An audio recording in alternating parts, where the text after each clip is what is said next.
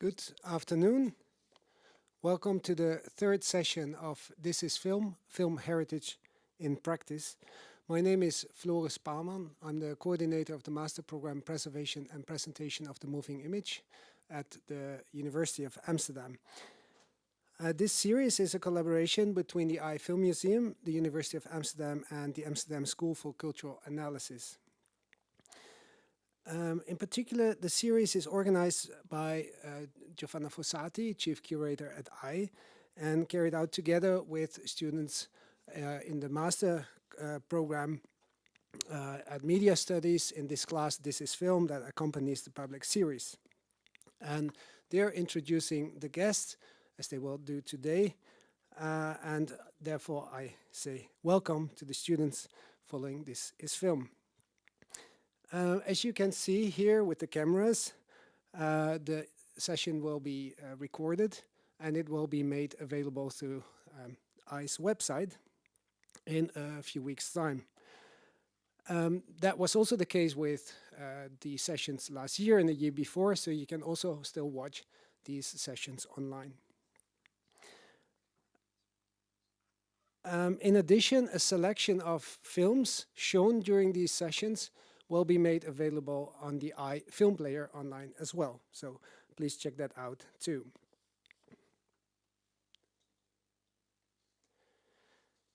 This year's focus is on the theme Activating the Archive, and that's also the theme of the International Conference that will be held early June.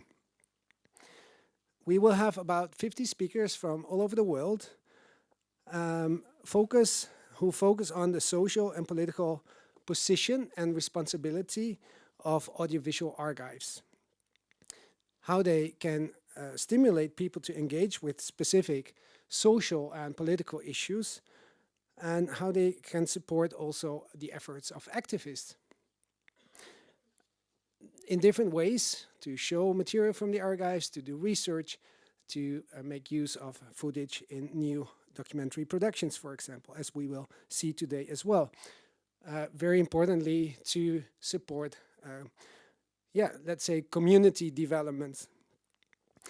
Last year, the conference was on global audiovisual archiving.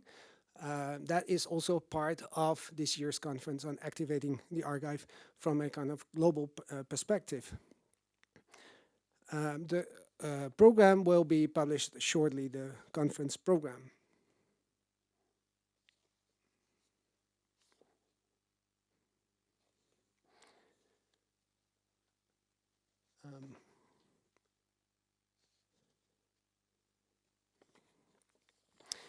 The lecture series of This is Film started 8 years ago, thanks to Giovanna Fossati, as it was felt that what happens behind the screens of a film archive is still quite unknown to a lot of people interested and working with films and audiovisual materials.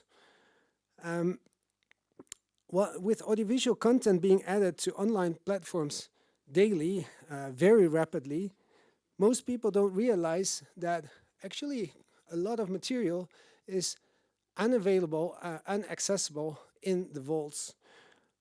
It's estimated that only 20% of collections in, like here at other major archives is digitally available. So it means that the vast majority is inaccessible. And that's only for the global north. It's only a very small fraction of this, of materials being available in the global south. While the cost of digitization and long-term digital preservation are barely affordable for archives in the global north, we want to address that issue as well in other parts of the world, and how that can be activated.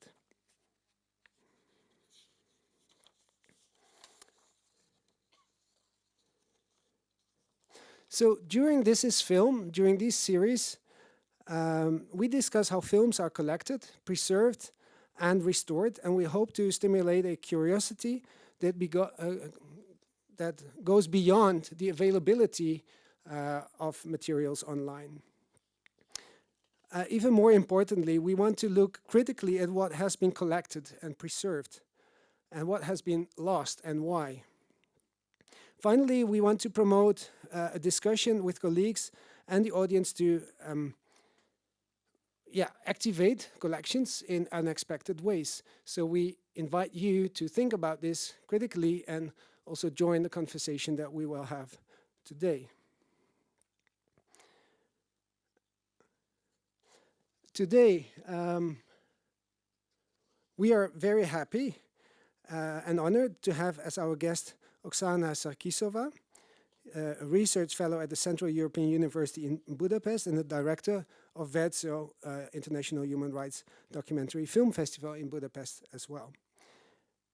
We met 2 years ago in the context of another human rights film festival in the Netherlands, Movies That Matter, where at that time one of our students did his internship, Federico Cadalano, and part of his internship he did a research on the possibility of showing archival films at such a festival. And in that perspective, Oksana was one of the guests in an online roundtable discussion. I think this session today has developed out of that encounter as well. So we met before, we only met online, so it's very nice for me as well to see her in person today. Oksana will be introduced by the students, and after her presentations, the students and I will have a conversation, a possibility to ask questions, and as I mentioned, we invite you in the audience to raise questions as well. This is followed by the screening of the opening film of the very first edition of the Verzio Film Festival, which is the film The Life of an Agent, made in 2004 by Gabor Papp, who creatively reframed instructional films of the Ministry of Internal Affairs in communist Hungary. Now I would like to address the students who introduce our speaker, Finn, Georgia, Saya, Sophia, and Sami. And Sophia, can you come to the fore?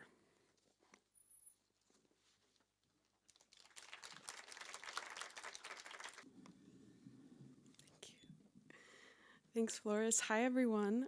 Thanks for joining us. So it's my pleasure to introduce Oksana Sarkisova today. So a researcher in the fields of amateur photography, cultural history, film history, memory and representation, as well as visual studies, Oksana Sarkisova works across disciplines and within multiple institutions. She's a co-founder of the Visual Studies platform at the Central European University, where she's also a research fellow at the Blinken Open Society Archives. With other Open Society Archive staff members, she co-founded the Verzio International Human Rights Documentary Film Festival in Budapest in 2004 and currently serves as its director. Through the festival, an encore screening series, an online library, and a blog, Verzio seeks to serve as a platform for international documentary films with a focus on human rights. Oksana has organized Verzio Visual Lab workshops at the Open Society Archives since 2010, and has also directed Central European University summer schools such as Documentary and Cinema in the Digital Century, Screened Memories, Historical Narratives, and Contemporary Visual Culture, and Fields of Vision, Memory, Identity, and Images of the Past. She's facilitated the workshops Cinema Without Borders, organized by Movies That Matter and Karama Human Rights Film Festival, Kokadoc, and Summer School on Cinema and Human Rights in Galway. She also served as jury member at international film festivals in Nuremberg, Kiev, Zagreb, Warsaw, Tbilisi, Linz, The Hague, and Venice. Sarkisova has been a visiting professor at ELTE University in Budapest and Williams College in the United States.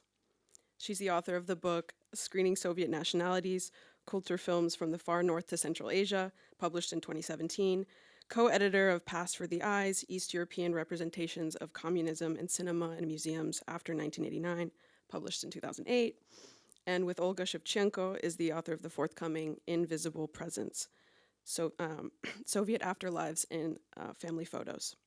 This recent book marks an effort to bring memory politics into national and international contexts, exploring visual transparency and kinship in vernacular photography. So welcome.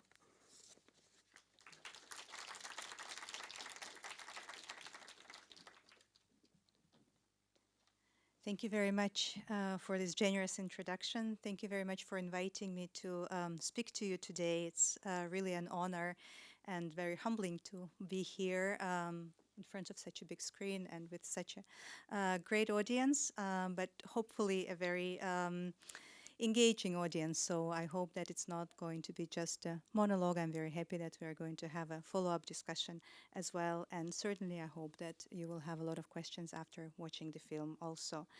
I would like to thank very much iInstitute and the program in preservation and presentation at University of Amsterdam for this invitation, and especially to Floris Palman, whom I also have a pleasure to see in person after our conversations online, and of course to Giovanna Fossati also for starting the whole multi-year initiative, This is Film, but also to the staff of to Tessa Janssen, to Eleni Tsali, and to all the team who made it all possible. And I have prepared a talk which might not correspond to the title that you have seen announced at the counter when you were coming in. So if some of the questions remain unanswered, or you'd like to turn the direction of the discussion, we can do that after the talk. So I'll try to structure now my presentation in roughly three parts, three interconnected parts.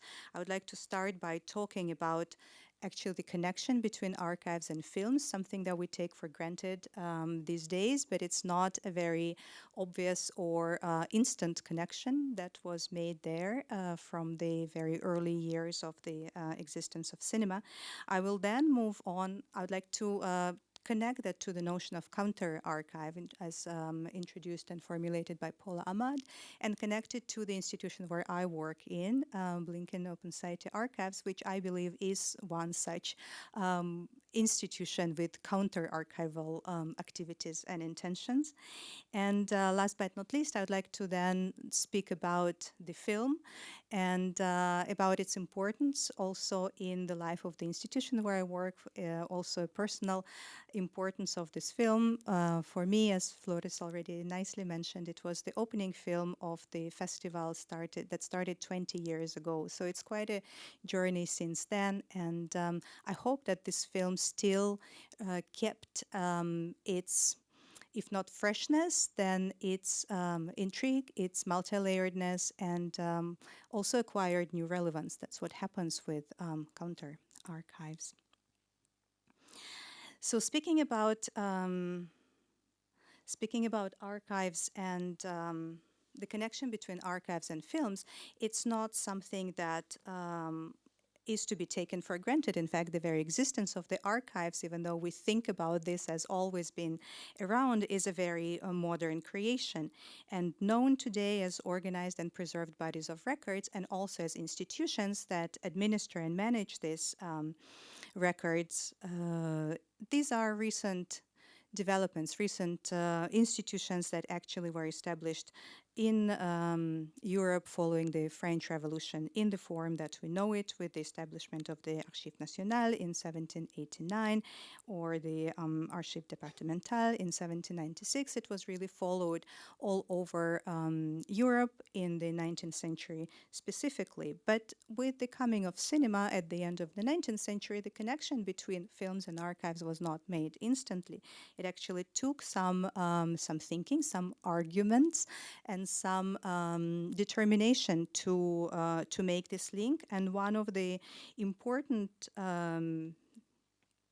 figures in connecting the two at the late 19th century, early 20th century, were figures like Boleslav Matuszewski, for example, a photographer and a cameraman himself, a person of Polish origin who studied in Paris and later was a representative of the Lumiere company and a photographer of Nicholas II in the Russian Empire. But he was the first to write about the documentary value of film, which once again was not something that was instantly recognized and shared.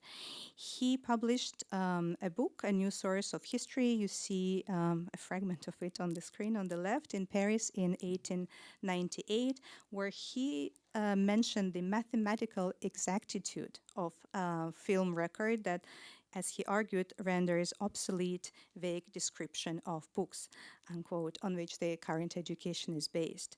So the creation of the archive and Matuszewski's argument also specifically was growing out of that positivist conviction and vision to create a centralized archive where taxonomy organization kind of creates that sense of total control over the material and thus over the past that it covers.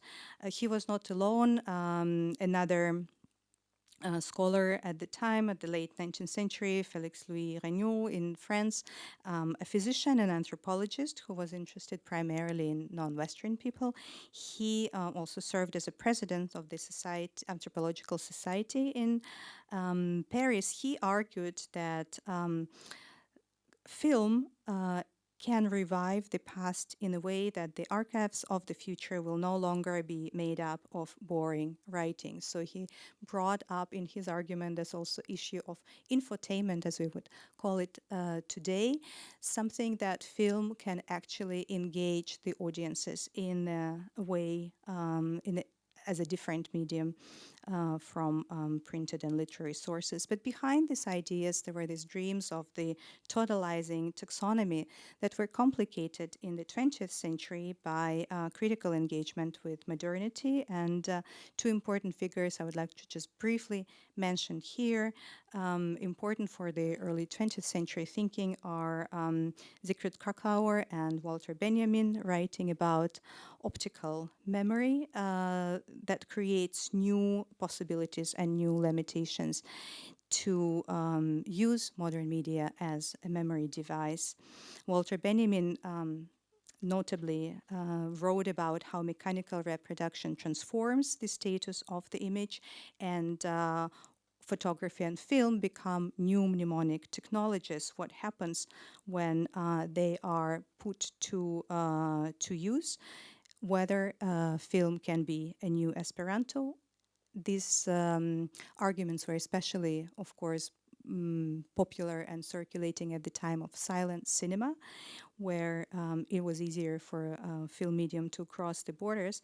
But he was also thinking and writing about the controlling of the cultural and experiential disorder wrought by modernity through the disciplining film experience in the cinema program. One interesting example of using archives and films in a very non-conventional way is Albert Kahn's Archive of the Planet. This is an initiative that he started by hiring photographers and cameramen from 1909 to travel around the world and record materials, both still and moving images, that he intended to store for posterity without displaying right away. So it is a kind of anticipatory archive for the future audience, where the present is already treated as history. So these materials that he assembled in the archives were not screened, were not edited, were supposed to be stored unedited for future use and preserve its spatial and temporal integrity. This kind of site also was rooted in the positivist dream of total knowledge, in the possibility of the modern cinematic medium to store and preserve in a kind of salvage tradition of storing and recording the disappearing cultures.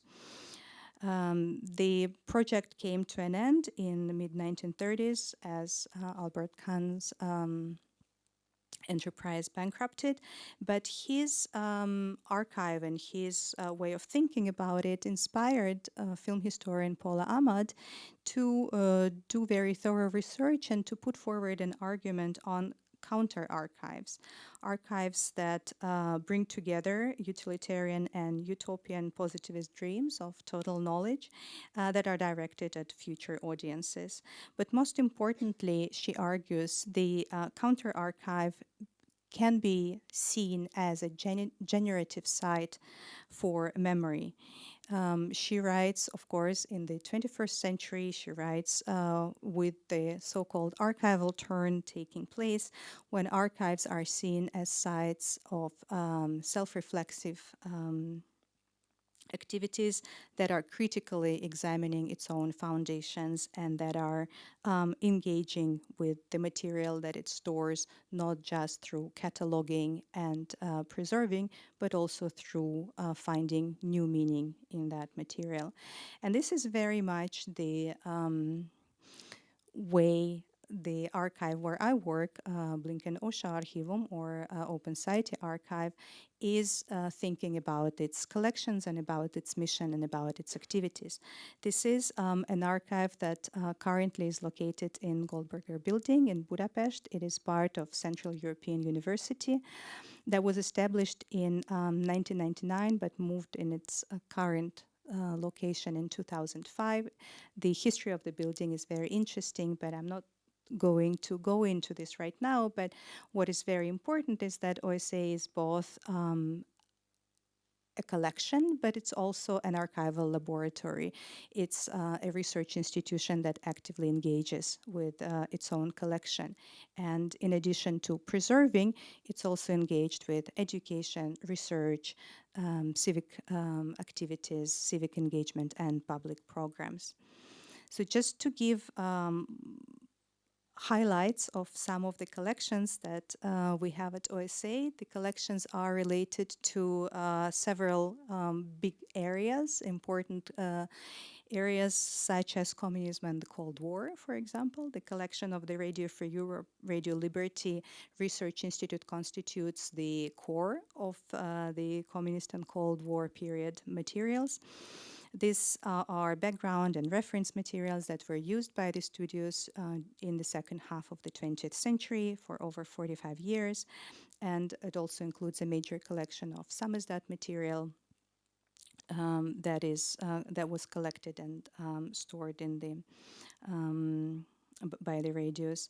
Another very big area of materials that are deposited and used by the archives are relate to human rights, and that includes non-governmental and also supra-governmental organizations, including the UN Expert Commission on Investigating War Crimes in the former Yugoslavia, the International Helsinki Federation for Human Rights, Index on Censorship, the Physicians for Human Rights, and so on. And in addition to a non-circulating library of books and periodicals, we also have a growing audiovisual collection. Part of it is structured as film library. These are the films that arrive to us through the festival as films screened and submitted, but it also has other sources of incoming materials. And I would like to focus on the audiovisual materials just to give you some highlights as to what type of the materials are stored in our institution, because in that sense it's different from national film archives that keep the copies of films that were nationally produced. We are getting collections very often deposited with us that have very different provenances. Sometimes the collection itself is actually something that has a value in itself because of the way it was put together, structured, and later used. Such collections include videos of regime changing Hungary, for example, over 3,000 hours of the first independent media, Black Box or Fekete Doboz, that covers the activities of the opposition movements in the late 1980s and early 1990s. Another interesting collection is Soviet and Russian TV monitoring. These are programs that were recorded, they were broadcast and recorded off air from roughly mid-1980s until early 1990s. So it gives an insight into how the late Soviet television and early post-Soviet television was working. Once again, this is not a unique collection, but the way it was put together has its own historical value. Another interesting collection contains Soviet propaganda films that were dubbed in Hungarian and brought to Hungary in socialist period for circulation, a kind of Soviet soft power. So these are popular science, industry, agricultural, army, nature, youth, and sports films that were screened in the so-called houses of culture. And once again, this is a unique collection that allows us to see how the relationship between socialist countries were developing in the field of cultural politics in the second half of the 20th century. Another interesting collection contains interviews done by Svetlana Alexievich, whom you might know, the Nobel Prize winner for literature, and she used these interviews to write her book on Chernobyl experiences, but the video interviews themselves are very interesting historical materials that, on the one hand, allow to see the personal experiences in greater details and also give insight into how Alexievich worked with private memories. There are records of Serbian opposition television, witness materials, the International Monitor Institute that covered human rights abuses around the world. Again, this is not the collection that was not the materials that were collected by the archive, but that collection was deposited with us. Something of a very unique nature is the private film and video archive collected by Petar Forgac, whom you might know as video artist and documentary filmmaker, who also makes compilation films from these materials. But he also collected a large archive that is deposited at OSA that contains amateur home movies documenting the decades from roughly interwar period into the 1980s. Around 500 hours of materials and accompanying interviews and supplementary contextual materials are stored at OSA. And finally, last but not least, the Interior Ministry propaganda and training films, and you will see how that collection has been used and reframed in the compilation documentary that you're going to see in a short while. These films were made by a special film studio, and the film will also introduce to you the workings of that studio. It covered, again, a variety of topics. There are altogether over 300 propaganda and instructional films on very different issues, from border controls to how to behave abroad and how to survey covertly, search apartments, and how to actually act professionally as a secret agent. So the film that we are going to see today is making use of that collection and brings to the public something that was not actually intended for public viewing, for public screenings at all. We have chosen this film as an opening for the very first edition of Verzio International Human Rights Documentary Film Festival, which took place in 2004. And as a festival, and I'll say just a couple of words of how it grew and developed, as a festival, we always try to engage with creative documentary in a variety of ways. So in addition to screenings, we also organize discussions, a lot of different educational activities, master classes, screenings, filmmaking workshops. So festival is not really just a place where films are screened, but where films are creatively discussed, repurposed, rethought, debated, and also produced, because the archival labs are actually welcoming filmmakers with works in progress. And part of our commitment and part of our agenda was to also activate the archival films. And archival films we can understand as both films that are no longer in distribution and can be rediscovered and obtained from film archives, whether state-owned or private ones.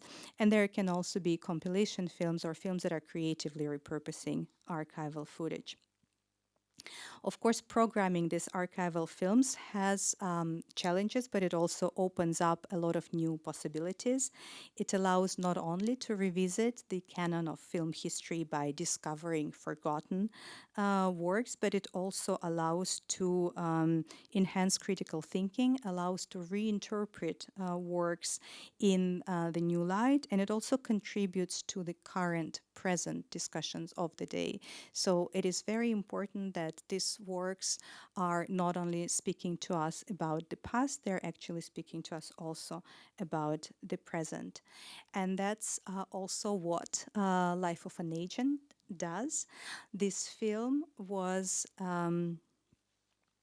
made by Pap Gabor Zsigmond, filmmaker in Hungary, who has discovered the collection of the Ministry of Interior together with Miklos Tamásy, my colleague, who is also a scriptwriter for this film that you're going to see. The materials, the films themselves, the actual reels, were discovered by Miklos Tamásy at an abandoned storage facility, which was not originally planned to be anything of a film storage. It was just an abandoned shack in the outskirts of the city, so that abandoned, basically orphaned at that point material after the studio was already closed was then rescued and brought to OSA and digitized for research purposes. And it was a very creative collaboration between Miklos Tamásy, who is also a visual artist of sorts, who was doing a lot of exhibitions and a lot of new creative community-driven and crowd-sourced initiatives. He and Pap Gabor Zsigmond cooperated on finding new ways of approaching this material, what to do with films that were done for instructional use of policemen and secret agents, how to think about the regime that is already a thing of the past, but on the other hand, the coming to terms to this is still ongoing. So what I would like to call your attention to is that when you're watching this film, it can be really seen on multiple levels. So on the one hand, it gives us some insight into the life in Hungary, in socialist Hungary in the 1950s, 60s, and 70s, what it actually meant to be in the context of permanent surveillance of anyone who was, having even minor oppositional views or activities. But at the same time, it also talks to us about the time in which it was made. And it was actually made in the moment in the early 2000s when this kind of rethinking of the socialist experience was going on.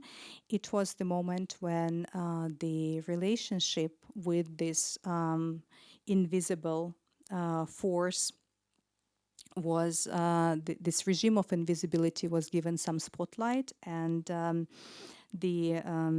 even though nothing was supposed to escape the gaze of the operative, then their lives was supposed to be kept secret at the time of the production, and that's why the films were actually not deemed to be for public demonstration ever. But in 2000s, there were very different attempts to actually spotlight that work and discuss what it meant for the society at large.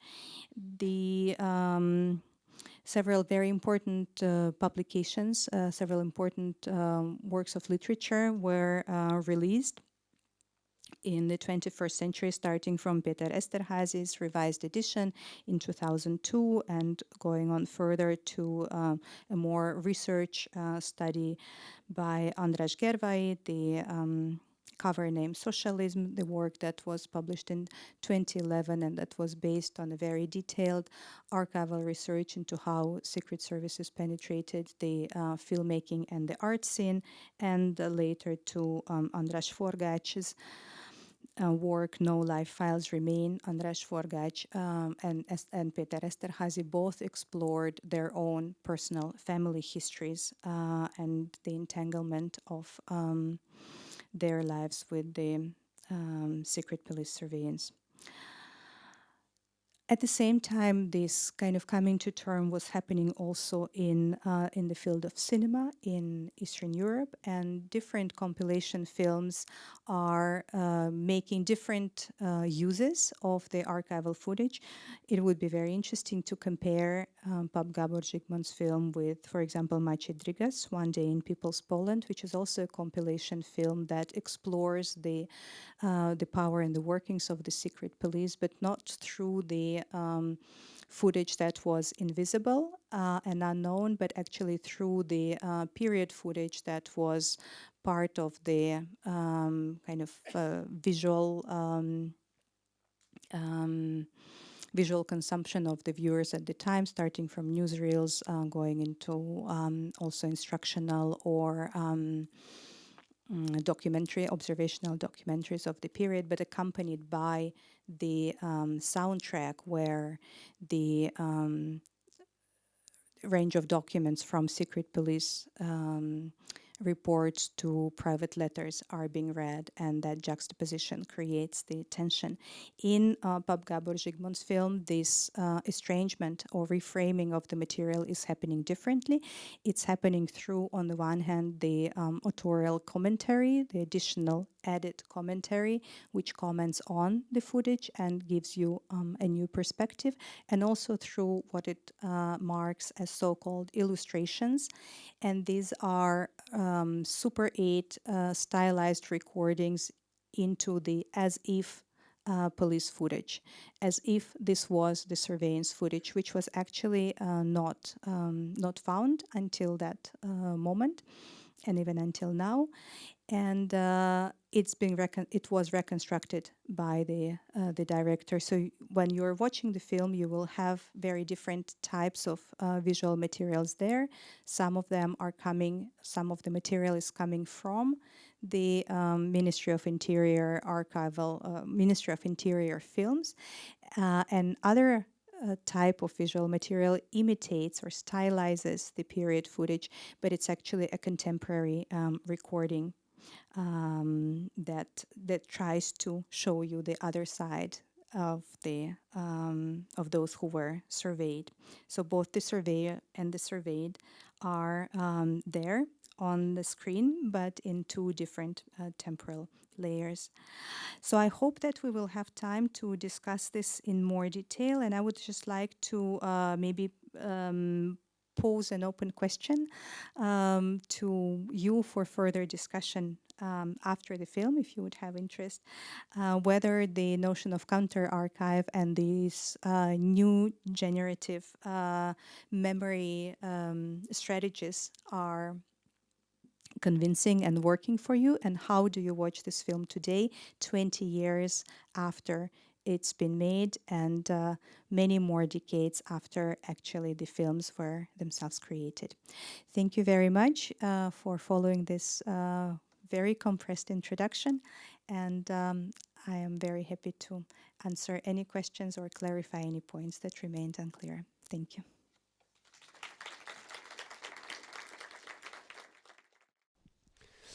Well, thank you so much for your presentation and shedding light on the history of the archive, your involvement with it, and the festival, and how this film actually represents the festival and the archive, and also the research in a way. I'm very fascinated by the archive being it's not a government archive. Still, they have government collections, like the collection that we see in the film that you will present. But it's a mixed media archive, and I'm wondering, how does that work in terms of research and your involvement with such an archive? Here we are at the Film Museum, where there is a film archive. Of course, there are other collections, but they are still film related. But the archive, the OSA, is an archive that caters for different purposes. Could you say something about that interconnection or interrelations between the different kind of records and how they also provide a context for the kind of films that you're working with?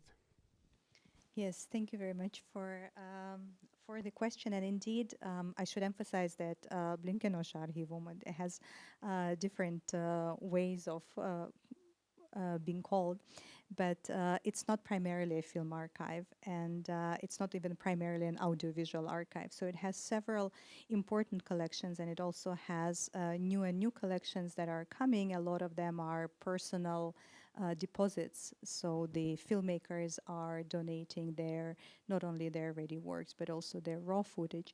But the range of materials is indeed very broad, and that's why the colleagues who are working with these collections are making them available for very different types of audiences and very different types of uses. One of the specificity of the archive is also that it is part of the university from the very beginning. It started as a very small records management center, but it actually grew to be really an archive of Cold War communism and Cold War and human rights in the region. So it covers the from the second half of the 20th century into the present, and in this sense, the educational activities were very much part of the mission from the very beginning. So it's not just about the storage and preservation and making the materials sit there and wait for the researchers to come and discover them, but it's actually about active public presentation of these materials. And the way it is done is partially through the public programs. So festival is just one of them, and I haven't mentioned that we also have a gallery space, and actually the archive is doing regular exhibitions, not only hosting exhibitions, but also initiating exhibitions, very often on very contested historical issues. Some of them are related to Hungarian history, some of them are related to broader European or international history, ranging from, for example, the two Olympics of the 1930s, the German and the Workers' Olympics in Spain was put together in the gallery space through the documents which combined the moving image, the still image, and also the paper materials, but also topics related to Hungarian history, the Second World War, for example, which is still has a lot of very contested issues, also makes use of the collections that we have. And I also should mention that the archive, and specifically Miklos Tamasi, whom I already briefly mentioned as a scriptwriter for the film, was also instrumental in starting some of the active development of collections. That one of the initiatives grew out from the archival activity into the largest online amateur photo collection, Fortepan, which now exists as really very popular source due to the fact that it started as a copyright-free online archive of amateur and orphan images. Many of them, or actually the core of them, collected from discarded negatives and put together in the digital format, and by now this collection also becomes part of the public programs and increasingly becomes shaping the image of history in both in Hungary and broader. So in that sense, the archive tries to activate its collections through, on the one hand, educational activities and involving these materials into teaching the courses, serving the university programs, but also through public programs. Yes, and well, the Verzio festival is an important part of that activation. Maybe I can ask the students to address a question here, maybe in the context of the film festival and also its relationship to the archive then. Hi, Oksana. You spoke about this a little, but I'm curious to know more. Kind of what role do archival compilation films like Life of an Agent play in advancing the wider goals of a festival like Verzio, and also how they relate to kind of the other kinds of films that you might be programming there? Thank you. Hi, thank you very much for the question. I must say that we are having, because of the festival growing out from an archive that is part of a university, so it's a kind of multiple set of commitments there. So we are committed to the educational activities, as I mentioned, but we are also committed to historical issues, to bringing out to the public materials that are, on the one hand, maybe little known, but also materials that allow us to raise certain issues related to critical visual literacy and to some of the little processed issues, complicated issues of the past. So in that sense, maybe we are different from some film festivals that are focusing mainly on contemporary issues. We are programming both contemporary creative documentaries, but also historical creative documentaries. And in addition to this, we have a special focus on films that are reframing historical material. And for several years already, we keep it in a separate, important for us, program, sub-program, thematic program called Viewfinder, where we actually show films that might not fit in the more traditional human rights film festival type of programming, because these are the films that are incredibly reflexive, that are actually thematizing the issue of the visual medium and the role of the filmmaker in making an argument. They might be fitting maybe more a program of I than a program of an activist film festival, yet we believe that that kind of mixture, that kind of curatorial combination of very different type of works is very, very important.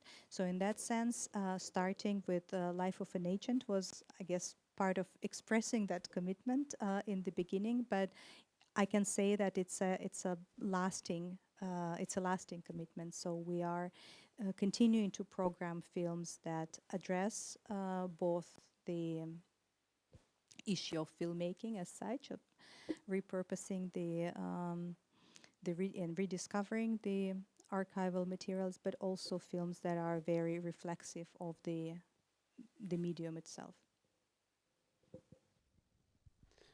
Okay, maybe I see a question there in the audience.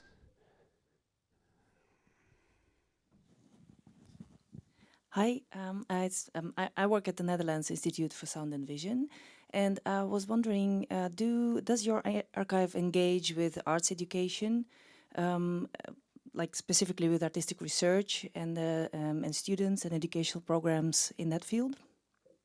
Thank you very much for the question.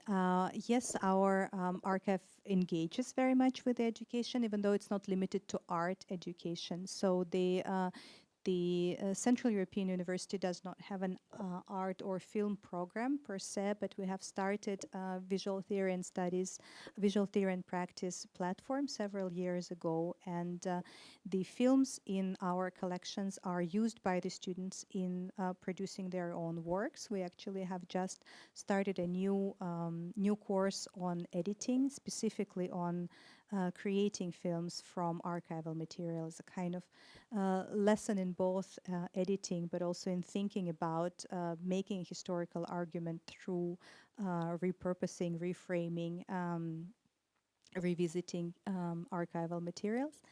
And we also engage with education on a high school level students. So the festival runs special screenings for high school students that are set apart from the screenings for the general audience. And there we invite students for moderated discussions, and we increasingly plan to involve also films, so not just contemporary important social issues, but also include their films from earlier periods that would also allow us to concentrate a little bit more on the film education, so to bring that in as well.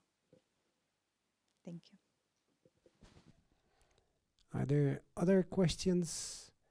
maybe related to that. I see your finger there. Yes, my name is Leo Bankesam. I'm writing about this meeting. Somewhere you mentioned the phrase regimes of invisibility. Could you clarify that a bit for me? Yes, I referred to the way the secret police functions, and specifically in the socialist context, of course, that type of work was to be invisible. What makes it very interesting, I hope it will make it very interesting for you to see, is that regime of invisibility that is surveying, searching, tracking people, checking their private correspondence, interfering into the very kind of core of their private life, was very much presented through the visual medium, training films that actually explained how to do it in the right way. Maybe that's something that can be again reframed right now, because the issues of surveillance with the new technologies and with the new modern possibilities are becoming again a global issue, which no longer sets apart the socialist bloc countries from the rest of the world. But if we're thinking about the 20th century socialist experience, then the regime self-presentation, of course, completely excluded that part from its official image, and yet it's very thoroughly and clearly and meticulously recorded on film of how to do it. So, in that sense, that regime of invisibility is made very highly visible in these films.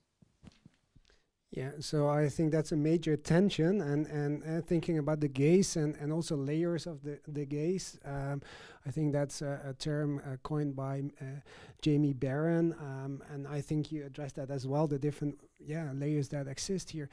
But it also addresses the problematics of propaganda and reusing propaganda and the need for contextualization. I think maybe one of the students would like to join here, asking a question. Yes, because you already talked about the possibilities of and advantages of showing archival films on festivals, but we were also curious about the challenges of showing archival films that use propaganda, and to an audience of a film festival. Yes, thank you. So the challenges are different and multiple, but I think the biggest one that I would like to address is creating the context for it, because a lot of the images are not self-evidentiary. They're not to be interpreted in only one possible way. The images that we're going to see, or the films that we're going to see here, do not fall under the kind of conventional propaganda type of images. They were rather envisioned and created as instructed film, educational films, just for a very narrow audience that was supposed to keep it secret from the rest of the society. But whether we're talking about this type of instructional films or a kind of more straightforward propaganda films that were made to actually change the audience's opinions in a very directed and predetermined way, the issue of context is actually crucial. There are possibilities of very grossly misunderstanding the original context and the original way in which these images were circulated if there is lack of information. So we are trying to organize additional discussions, introductions, contextualizations, and debates. And another challenge is, of course, to actually attract the audience, to actually make it into an interesting event, into an event that is relevant for today, that is not just an issue of the past, and it's not only for those who are into history and into a particular study of a particular region, but it's actually how to translate the issues of the past into the present relevant topics. and how to make that connection. And that's why we believe that, I believe, and I believe a lot of my colleagues share that opinion, that these films need to be, again, need to be framed in a particular way. They need to be contextualized and discussed. Is there any other question from the audience? Well, so the reframing is very important, and Verzio serves as a human rights film festival. So, how, talking about the challenges of, as you rightfully explained, it's not only propaganda. These films are actually, they serve a different purpose. You also mentioned that there is this Soviet soft power collection, let's say, that is more like literally propaganda, but how does that work in the context of Human Rights Film Festival? You say you want to create the kind of connection to the present discourses. So what are the maybe you can think of certain examples of programs that have been shown at the festivals, at the festival, how that connection is being made? Yes, for example, actually in connection to this film, but not at the moment of the screening of this film, but several years later, we have hosted an exhibition and a series of films related to surveillance. And there we have tried to put surveillance into a very kind of longer term perspective through curating documentaries that address them in very different contexts, but also including other material and other media, including a photographic exhibition on surveillance by contemporary German artists, and also including films like Citizen 4 by Laura Poitras, for example, that gives the whole issue of surveillance a new twist, and that allows to also explore what approaches a documentary filmmaker can take or can use to this material. There were also works that were more of the media art rather than a kind of conventional documentary filmmaking. So we also can discuss the different visual ways of expression and thematization of a particular topic. So that's the combination of curated film program with an exhibition, with a series of roundtables, for example, was one of that complex program that I believe allowed to see each individual work in a new light because of the context and because of the other works with which they resonated. So as you said, Verzio programs films that shows more of a creative perspective, but there are also more activist films. I'm wondering, do you also invite or engage people from, let's say, before 1991, before the changes in Eastern Europe, who were dissident voices and were activists as such, to whom that material may have a very different kind of meaning? Of course, and I think it's very important to have that multi-generational conversations and dialogues. So we also have retrospectives and screenings of important documentary works that were made in earlier periods, also in socialist Hungary, but not just in socialist Hungary. There were fantastic and very strong works, very critical works and very reflexive works that were produced in socialist Hungary, specifically by Balázs Béla film studio BBS, that you might know. It was created as actually this kind of little ghetto for beginner filmmakers that were given very small budgets, that were put aside into a small studio to keep them under control, and that became one of the most experimental, innovative, and exciting, culturally exciting film studio. They did a lot of experimental work, but also very, very interesting observational films with the new wave coming to filmmaking. Works by Gazdag Gyula, for example, or other filmmakers from the 60s were also part of our programs. So it's not just for the educational reason, but also because a lot of the questions, a lot of the social questions, from poverty to corruption, discrimination,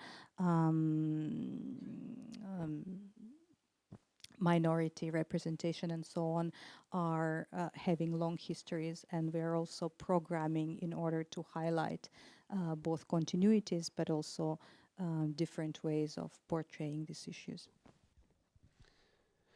I'm just looking into the room.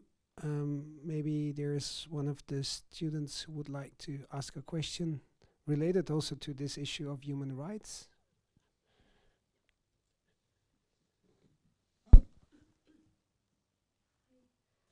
Why has Verzio chosen to situate itself within a human rights discourse, and what does this discourse have to offer us in regards to contemporary practices of archival programming?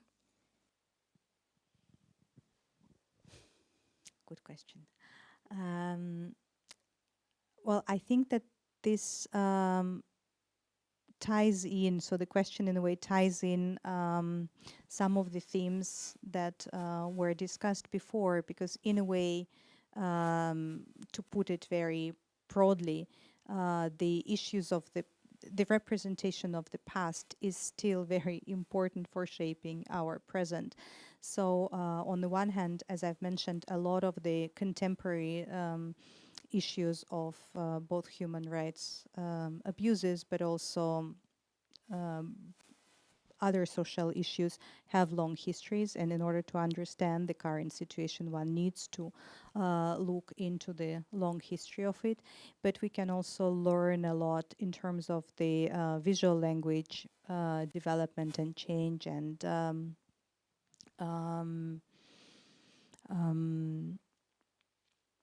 variety in programming earlier works.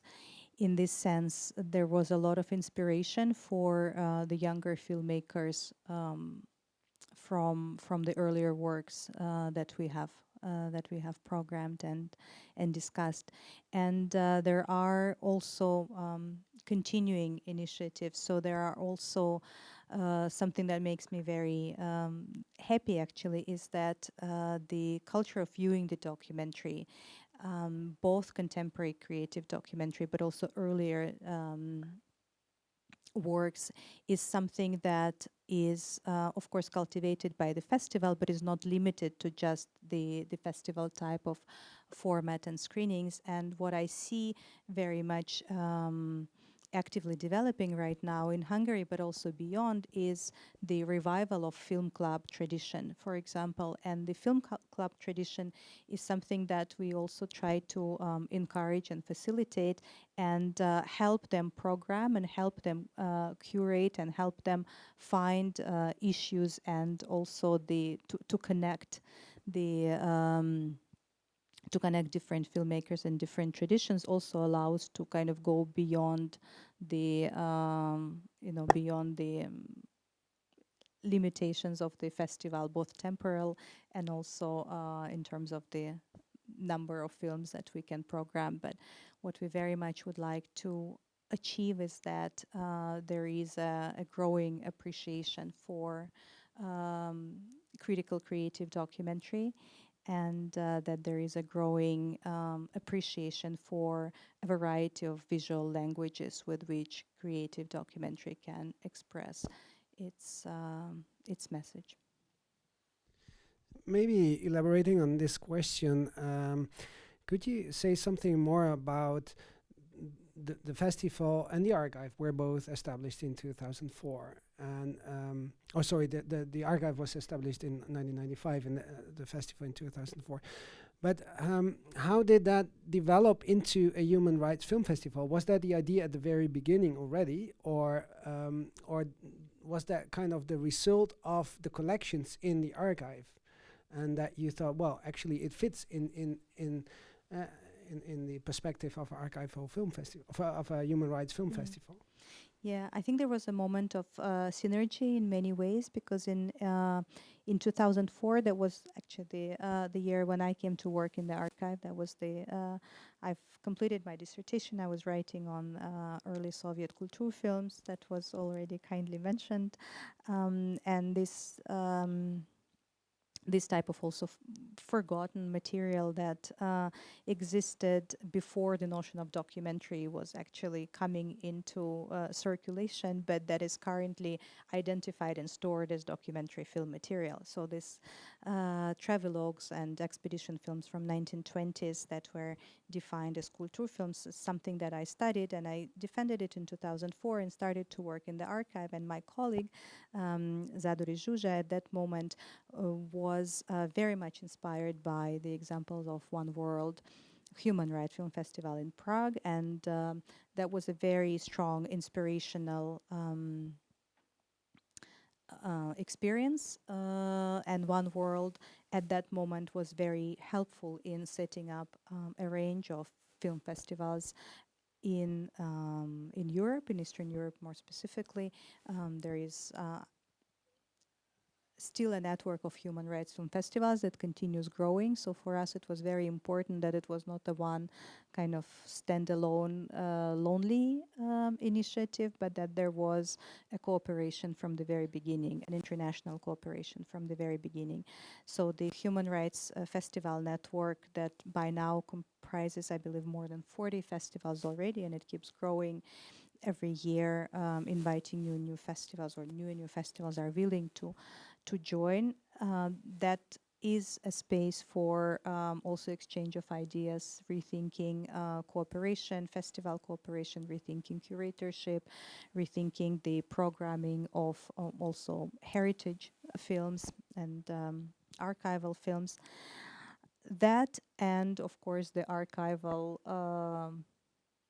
background, the archival context that had to do with collections that try to counter the propaganda, but also rethink and reframe it by also collecting and studying it, was something that I think defined the festival focus from the very beginning. But from the very beginning, we knew that we would like to keep the understanding of Human Rights Film Festival as a very broad way of approaching this range of subjects.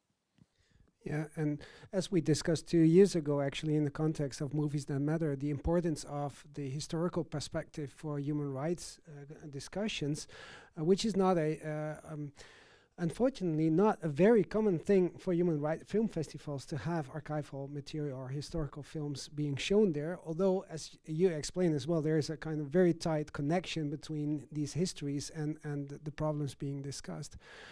So it actually makes sense that you have this kind of nexus between archive and film festival, and then focused on human rights. In your presentation, you mentioned the concept of the counter archive. Would you call Verzio a counter festival?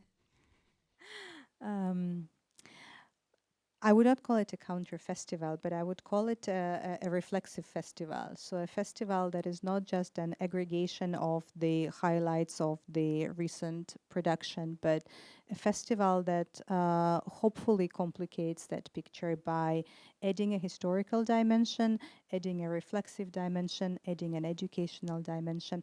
I know that there are a lot of festivals that are doing that. I'm not saying that Verzio is completely unique and alone in that sense, but what I'm saying is that for us it is less about the awards and the red carpets and the star experience, but it's more about the rethinking the both the past and the present, and also trying to avoid simplification, not thinking about the socialist past as something that was all propaganda or all black and white only, but actually discovering a lot of very powerful works. And that's why we organize retrospectives of Lithuanian poetic documentary cinema, for example, in Hungary, which is very little known.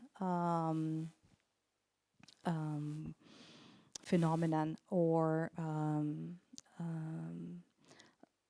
we had several retrospectives that try to re-thematize some of the issues. For example, how the Spanish Civil War was represented by different sides, but also in the long history after the end of the Civil War. So that's that again gives a kind of deeper historical dimension to a particular topic, and that thematizes both a historical issue and also the way of thinking and visualizing it in documentary. I'm just looking around if people have other questions or remarks. Then maybe you said a part of the inspiration or the model came from One World Festival. I'm wondering how you play that role now yourself, in a way. In one respect, I'm also thinking of the festival not only taking place in Budapest, but also in different cities in Hungary, but you have different kind of collaborations. So maybe you can reaching out in a way. I think it's part of your policy, and maybe you can say something more about that. Yes, thank you for bringing it up. It actually is indeed a very important part of the festival, which I haven't spoken about, but we started with screenings in Budapest. We also cooperate with communities and with art house cinemas in other places. So we continued with screenings in several, in this, from the second year onwards, we've continued with screenings in Pécs. And by now we screen in 10 different towns across Hungary, and also work with film clubs that are screening also in smaller locations and in community houses and schools. And next week we are going to have the first outreach of Verzio Vienna, because CEU was forced to move its teaching activities to Vienna. And our students are now there, and we've discussed a lot of what it means for the university to actually be leaving its base in Hungary, but still preserving some of the activities there, including the film festival. But now we're trying also to reach out to communities to stay in Hungary, but also to reach out to our CEU community in Vienna. CEU being the Central European University, being under pressure in Hungary, and hence the move towards Vienna, but also taking the opportunity in a way to collaborate with parties in Vienna besides the university. So, which raises an entire different discussion on the political conditions in Hungary and how that affects like archival and festival strategies as well, including also education. So that could be discussed at another moment, maybe. I'm just checking if anyone still has a question who would like to ask that question, maybe the students. And otherwise, I think we could possibly start with the film. Maybe I need to still address some issues. I planned them to say them at the very end. Let's see in my notes. Yeah, I think, so this is the third session in This Is Film. There are other sessions following. The next session is on the 26th of April with José Miguel Palacios, a Chilean film researcher, scholar, who will discuss Chilean exile films made by Chileans in exile, for example, in Sweden, which are kind of repatriated. The question is if you can also call these films or this kind of initiative repatriation, because these filmmakers were in exile, created films about the Chilean condition in the 1970s, but these films were not preserved in Chile for obvious reasons. But he's talking about this, about the project he's doing, these kind of collaborations, moderated by my colleague Asle Özgen Haverkotte. And so that's on the 26th of April. So, and if you want to well, there is still the possibility, as I mentioned at the beginning, to look at the material that is being recorded now. That will be made available in a couple of weeks. And I hope also to see you early June at the conference that continues the kind of discussions we're having now on activating the archive, also from an activist point of view, and focusing on the social role and responsibility of archives.